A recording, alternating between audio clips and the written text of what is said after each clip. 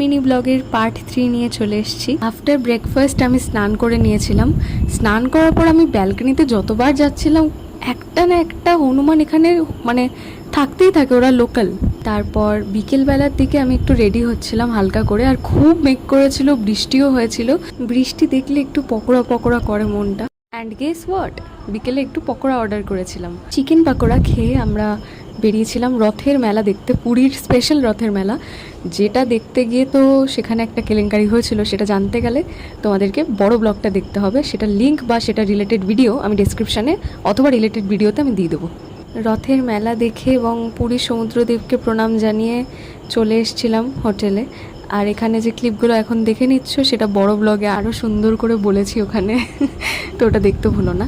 তারপর আমরা চলে এসেছিলাম টোটো করে আবার হোটেলে এসে ডিনারটা করে নিয়েছিলাম। তারপর স্কিন কেয়ার করে আমার মিনি ব্লগ আমি এখানেই শেষ করছি। দেখতে ভুলো না আমার রথের মিনি ব্লগস সামনেই আসছে। Keep watching, by.